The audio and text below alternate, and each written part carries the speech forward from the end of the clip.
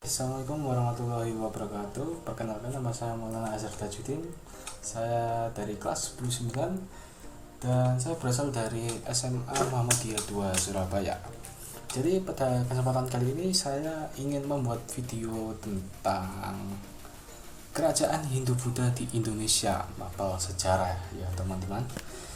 Kita langsung masuk saja ke pendahuluan.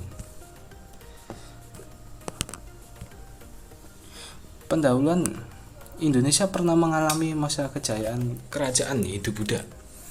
Kerajaan-kerajaan ini meninggalkan warisan budaya yang sangat besar.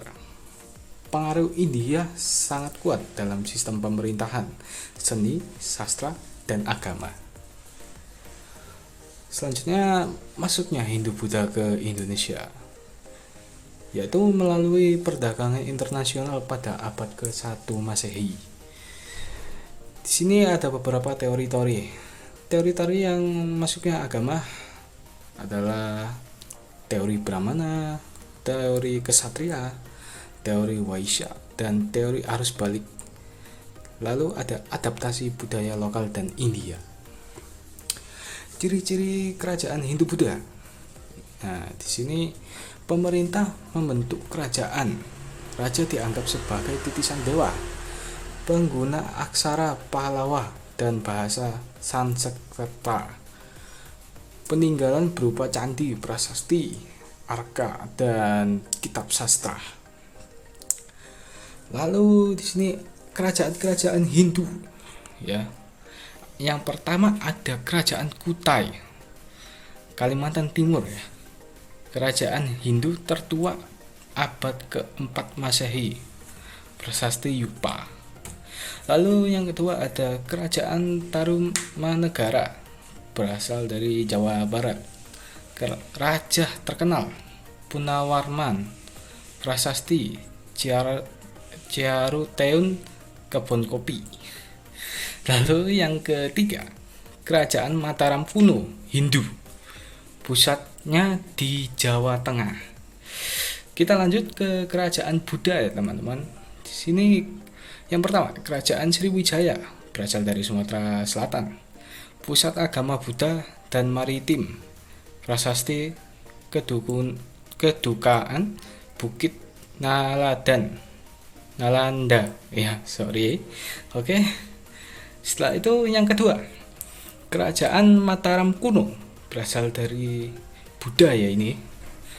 Dinasti Syailendra membangun Candi Borobudur. Ini sangat terkenal sekali ya. Dan kita lanjut yang ketiga, Kerajaan Majapahit.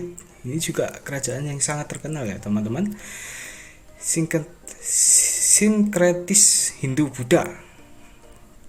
Masa kejayaan di bawah Hayam Wuruk dan Gajah Mada, Sumpa Palapa. Peninggalan sejarah ya teman-teman.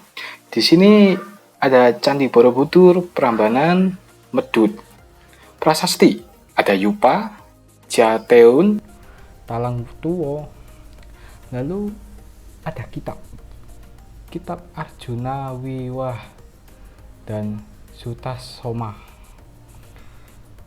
Lalu ada sistem sosial, kasta, dan kerajaan. Akhir masa pada Hindu Buddha ya teman-teman.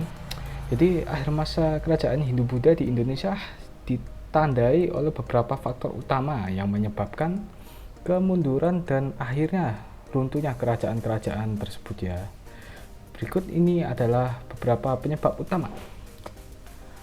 Masuknya agama Islam. Sejak abad ke-7, Islam mulai tersebar di Nusantara, terutama melalui jalur perdagangan. Islam menawarkan sistem sosial yang lebih egaliter dibandingkan sistem kasta dalam Hindu Buddha, sehingga banyak masyarakat beralih ke agama yang baru. Kesimpulan dari materi ini, kerajaan Hindu Buddha memainkan peran besar dalam sejarah Indonesia. Warisan budaya dan arsitektur masih bertahan hingga saat ini. Masa ini menjadi fondasi yang sangat penting bagi peradaban Nusantara. Oke, ke materi yang kedua ya teman-teman. Yang kedua ini adalah materi Kesultanan Islam di Indonesia, sejarah perkembangan dan pengaruhnya. Kita langsung masuk ke pendahuluannya. Latar belakang masuknya Islam ke Indonesia melalui jalur perdagangan sejak abad ke-7 Masehi. Tujuannya adalah menjelaskan sejarah berdirinya kesultanan di Indonesia, menyebut beberapa kesultanan penting, menjabarkan pengaruh kesultanan Islam dalam kehidupan masyarakat di Indonesia. Lanjut, masuknya Islam ke Indonesia. Yang pertama, melalui jalur perdagangan, pernikahan, dakwah, serta asimilasi budaya. Yang kedua, pengaruh dari Arab, Persia, Gujarat, dan Kesultanan Utsmaniyah. Lalu ada peran pedagang dan ulama. Yang pertama, pedagang menyebarkan Islam saat berdagang budaya dan komunitas muslim. Yang kedua, ulama menyebarkan Islam melalui pendidikan dakwah dan lembaga keagamaan. Lanjut, kerajaan Islam awal melalui jalur perdagangan, pernikahan, dakwah, serta asimilasi budaya. Di sini ada dua ya, kerajaan Samudra Pasai sebagai kerajaan Islam yang pertama, yang kedua Kesultanan Aceh, Demak, Banten, dan Mataram Islam. Lanjut lagi ya teman-teman. Wali Songo dan penyebaran Islam. Wali Songo sebagai tokoh utama penyebaran Islam di Jawa melalui pendidikan, dakwah, dan akulturasi budaya. Lalu strategi dakwah melalui budaya, seni, wayang, pendidikan, sastra Islam, serta tradisi lisan dan arsitektur. Perkembangan Islam di Nusantara. Peran pesantren dalam pendidikan Islam, lalu sastra dan seni Islam dalam budaya lokal. Kolonialisme dan Islam.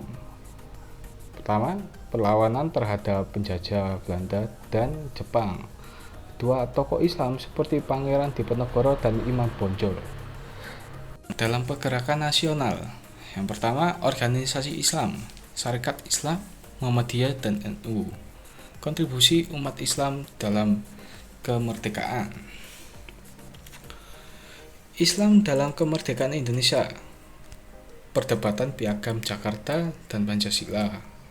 Islam dalam konstitusi dan pemerintahan. Oke, sekian, terima kasih atas dua materi yang saya sampaikan pada video kali ini. Semoga bermanfaat bagi kita semua. Saya Maulana Azhar pamit undur diri. Wassalamualaikum warahmatullahi wabarakatuh.